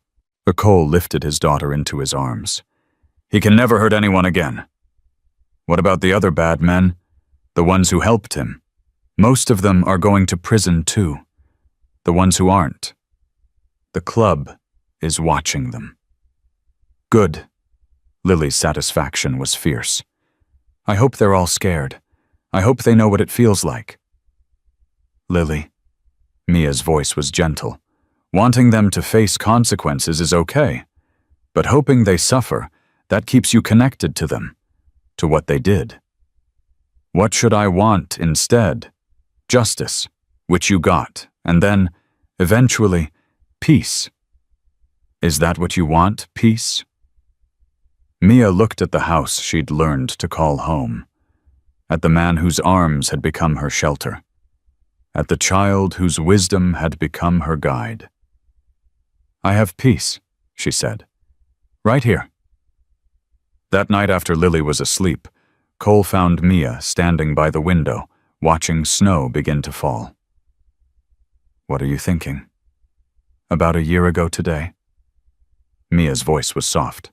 "I was in Denver planning a charity event for a man who sold children, smiling for photographs like my life wasn't a prison, believing I'd never escape. And now I'm in Montana watching snow fall, waiting for Christmas with a family I didn't know existed a year ago." She turned to face him. "Everything changed. Everything. Regrets. Not one." She stepped closer, framing his face with her hands. "You asked me once what that kiss was worth. In that bar, when I begged you to make Victor believe I was yours. I remember. I didn't know then. Didn't know what I was asking for what I was offering." Her thumb traced the scar on his cheek. "Now I know. What's it worth?" "Everything." Her voice broke. "My old life, my fear, my belief that I had to survive alone. I traded all of it for that kiss, and I'd do it again 1,000 times." Cole's hands found her waist, pulling her against him. "I love you, Mia Torres. I love you too, Cole Hawkins." She smiled through tears. "All of you. The outlaw and the father and the man who taught me that strength doesn't mean hardness. What does it mean? It means being soft with the people you love and hard with anyone who tries to hurt them." She rose on her toes, lips brushing his. "It means asking for help when you need it. It means trusting even when trust feels impossible." Sounds like something a wise woman taught me. She learned it from a dangerous man who turned out to be the safest person she'd ever known. He kissed her, then, not desperate like that first night in the bar, not careful like those early days of healing. This kiss was certain, permanent, a promise sealed by everything they'd survived to reach this moment. When they finally pulled apart, Mia was laughing and crying at the same time. "What? I just realized something." "What's that? That night in the bar, I thought I was asking you to pretend, to play a role for a few minutes until Victor left." Once she shook her head in wonder. "But you weren't pretending. Not even then." "No." Cole's smile was soft. "I took one look at you, terrified and brave and beautiful, and I knew. Knew what? That I was going to spend the rest of my life protecting you?" His forehead pressed against hers. "I just didn't know yet that you'd end up protecting me right back." Outside, the snow fell harder, blanketing the mountains in pristine white. Inside, a fire crackled in the hearth they'd built together, warming a home that had risen from ashes of trauma and loss. In her bedroom, Lily slept peacefully for the first night in memory, dreaming of horses and mountains and a future that no longer terrified her. And in each other's arms, Cole and Mia stood at the window, watching the world transform into something clean and new. The woman who'd begged a stranger to kiss her in a dusty Nevada bar had been running toward this moment without knowing it. Toward the discovery that sometimes losing everything you thought you wanted was the only way to find everything you actually needed. She had found family in the most unlikely place. Found love in the most dangerous arms. Found strength in the very vulnerability she'd been taught to hide. And Victor Castellanos, the monster who'd tried to own her, break her, sell her, would spend the rest of his miserable life in a cell knowing that the woman he'd dismissed as weak had been the one to destroy him. The snow continued to fall. The fire continued to burn. And Mia Torres, who had once believed she was worthless without someone to control her, finally understood the truth she'd been searching for all along. She was enough. She had always been enough. And she was finally completely, irrevocably home.